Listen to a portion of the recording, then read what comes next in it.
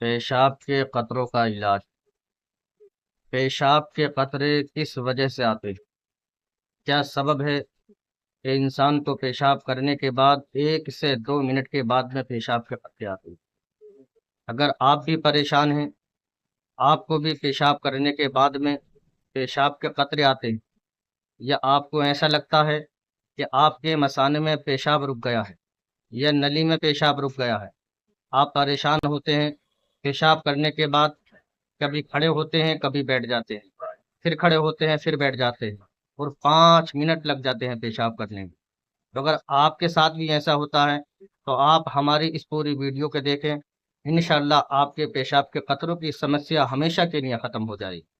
آئیے ہم پہلے جانتے ہیں کہ پیشاب کے قطرے کس سبب سے آتے ہیں، کس وجہ سے پیشاب کے قطرے آتے ہیں۔ تو آپ یا تو زیادہ تر گرم چیزوں کا استعمال کرتے ہیں، یا آپ چائے زیادہ پیتے ہیں، یا مسالے دار چیزیں کھاتے ہیں، یا پھر آپ کو عام طور پر قبض ہو گیا ہے۔ تو اگر قبض کی بیماری ہے تو ان تمام چیزوں کی وجہ سے پیشاب کے قطرے آتے ہیں۔ ایک وجہ اور ہے، انسان کو شک ہو جاتا ہے، وہم ہو جاتا ہے، پیشاب کرتا ہے، اس کے بعد میں انسان بار بار اپنی رومالی کو چھو کر دیکھتا ہے، انسان کو ٹھنڈک محسوس ہوتی ہے، تو اس کو شک ہو جاتا ہے کہ پیشاب کا قطرہ نکل گیا ہے۔ تو اگر کسی بھی وجہ سے آپ کو پیشاب کے قطرے آتے ہیں تو آئیے اس کا علاج جانتے ہیں۔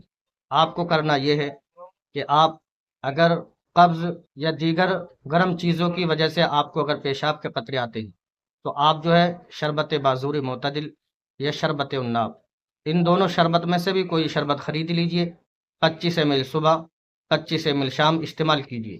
چند دنوں تک استعمال کریں گے، انشاءاللہ پیشاب کے قطروں کی سمسیا ہمیشہ کے لیے ختم ہو جائے گی۔ ایک اور چیز، وہم اور شک، یہ ایک ایسی بیماری ہے کہ اس کا علاج نہیں ہے، لیکن پھر بھی میں آپ کو اس کا علاج بتا دیتا ہوں۔ آپ کیجئے، انشاءاللہ چند دنوں تک ایسا کریں گے تو آپ کے شک اور وہم بھی ختم ہو جائے گا۔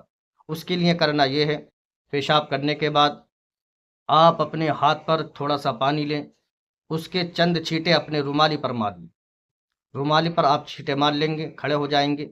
پھر آپ کا یہ وہم، یہ جو شک تھا کہ بار بار آپ چھو کر دیکھتے تھے، ہلکی سی ٹھنڈک محسوس ہوتی تھی، تو آپ جو ہے پھر چھو کر دیکھتے تھے، تو پھر آپ کی یہ ٹھنڈک والی جو شک ہے، جو وہم ہے، یہ ختم ہو جائے گا۔